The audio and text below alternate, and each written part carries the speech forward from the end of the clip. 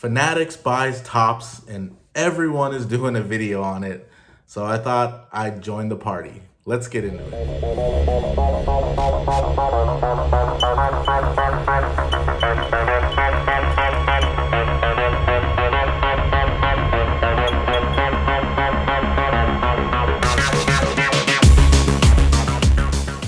So we are not even 1 week into the new year and we already have some major news in the hobby. How about that?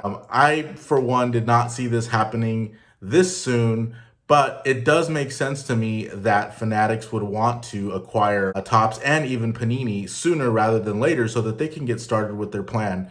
When I watched the interview with Josh Luber over on Sports Card Investor channel, you could check that out. He interviews Josh Luber, and it sounded like they had a lot of really good ideas ready to go. And it was just hard for me to believe that they're going to wait until 2026 to execute all of this. So this is not really a surprise as far as them acquiring Topps sooner than 2026. And so, I mean, I guess why wait, right? You may as well get it done right at the beginning of the year. And I think a lot of people were predicting, they were making their 2022 predictions, and they were predicting that Fanatics would actually buy out Topps and even Panini for that matter. So one of them came true, and I think the other domino will fall down the road sometime this year. I would not be surprised. I'll be honest with you. I would not be surprised if next week they announced that Fanatics has acquired Panini. I mean, it wouldn't shock me the way things are kind of playing out. But I think this is really good news for a lot of reasons, and it's kind of funny that how far we've come from the day that Fanatics took over the licenses until today. This kind of roller coaster that we were on where, well, what's going to happen to Topps? Are we going to lose Topps forever? Topps has been the brand that we've all collected and we've all known. And it was almost like the death of Topps. And I know in one of my videos, if I go back, I was thinking to myself, hey, everyone chill out. Nothing's happened yet. Topps is still in business. They're still making cards. And most likely, Fanatics is probably going to acquire them, or at least acquire the rights to use their name, which is what I thought at a bare minimum. I don't think that they would just allow Topps brand to go away permanently. And anyway, we just didn't know what was going to happen, but everybody was, quick to overreact, and we're having a funeral and all this and that. And it's like, whoa, slow down. Let's let things play out. So I'm kind of glad this took place so that we can now move forward with Fanatics and Topps and what does the future hold. And a lot of people are talking about Topps Chrome basketball, Topps Chrome football, bringing back some of those sets that we really loved in the 90s. I'm pretty excited about that. I'm also more excited about the big picture, the big plan for Fanatics, because I think a lot of us were thinking that in 2026, when Fanatics takes over, they're going to start marketing. They're going to market sports cards like they've never been marketed before. And I was pretty excited about that. And now we don't have to wait until 2026. This can happen as early as this year, which I think is pretty exciting for the hobby. I was just talking to my brother today about it. I said, have you ever noticed when you're scrolling through YouTube or looking up, channels to watch or informative videos or whatever, that you get some crypto ads, maybe a Coinbase ad where they tell you, hey, have you ever invested in crypto? Learn about crypto. Sign up for our platform. Get free crypto. Can you imagine that for sports cards? If you see an ad, maybe a Fanatics ad that says, hey, have you ever collected sports cards? Sign up for our platform. Get $20 in free product from our website. A couple of packs of cards or whatever, a starter kit. I mean, something like that to get people into the hobby that maybe have never even collected. It's unbelievable when you think about the amount of demand out there. And when you remember how many people were in the hobby back in the 80s. A lot of my friends that used to collect cards do not collect cards anymore. They probably haven't looked at their collections since they were kids. I would say that's the overwhelming majority of my friends. And I feel like that's just true across the board. I think the people that are in the hobby right now, it's a very small group, a small niche, kind of almost like we're forming a little community here, but it's going to get bigger. It's going to get bigger. People are going to come into the hobby and they're going to do what they want to do. They're going to flip. They're going to collect things that we don't collect. They're going to buy cards that we don't value for whatever reason. and they're going to value those cards. And it might drive the values up of cards that we don't really value today for whatever reason. Then you'll see a lot of chase for those cards. And so I think there's a lot of changes on the horizon that people really aren't even expecting. And I think that's a good thing for the hobby. One of the things I wanted to point out, I've been watching a lot of videos on this topic, on Fanatics buying tops. And one of the things that Jeff Wilson said is that he sees, and this has nothing to do with Fanatics buying tops, by the way, but he sees a more stable market in 2022, and that stability is actually good for the hobby. I agree that probably a more stable market is probably better for the hobby, but with all the demand that is about to come into the hobby, especially with Fanatics now, now in the game, I don't see a stable market. I really don't. I see another spike, maybe something similar to what we saw in August of 2020. But especially when you see card value so low, I've been buying PSA 10 cards of players who actually play, who actually score 20 plus points in a game, PSA 10 cards for sometimes less than $20. So that's the old cost of grading. I'm getting these cards at the old cost of grading prices, which is unbelievably low, especially considering that a lot of people in the hobby don't think that PSA will ever lower their price below $40 per card for whatever reason. And so if you think about that, if you could pick up some PSA 10 cards for $20 a card, I just, when you do the math, it just kind of makes sense. Like, hey, if you want to try to speculate on some players, now is the time to do it. The prices are so low.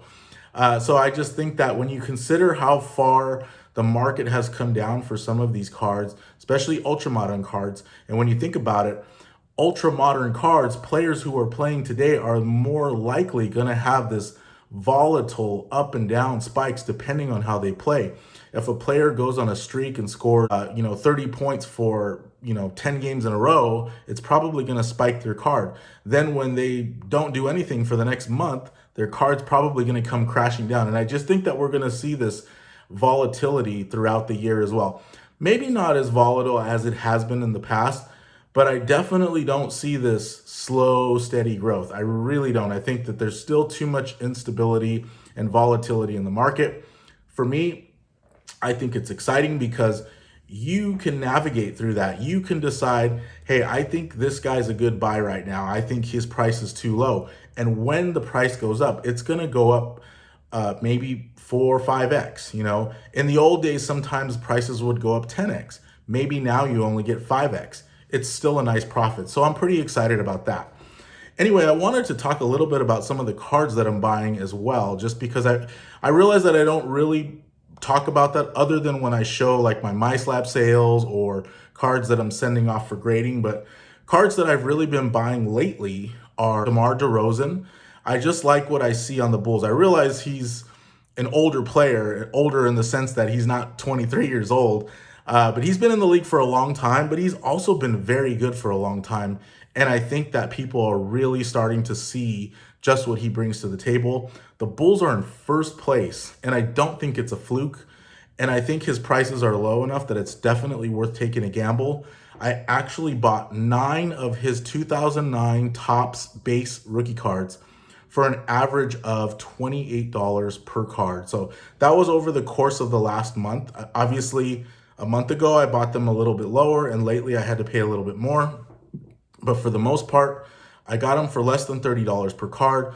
They're all in very nice shape. They're Star Stock B, so I'm hoping they're in very nice shape. And that's the other thing. I've been getting a lot of Star Stock Bs back, and they have been very nice cards, very nice raw cards. So I'm not too worried about that. The other player I've been buying is Kyle Kuzma. And yes, this was before he scored 36 points, 14 rebounds, and he's just been playing kind of out of his mind lately. But I think if you've watched my earlier videos, you know that I've always been a Kyle Kuzma fan.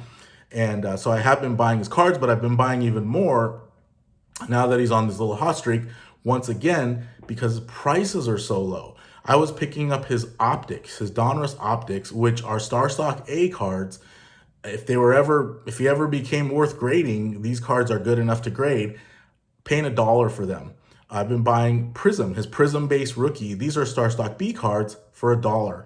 I mean, you can't really beat it. It's literally like finding his cards in the dollar bin, and why not take a chance? I've been a Kuzma fan for a while, so I'm definitely going to buy with his prices so low right now.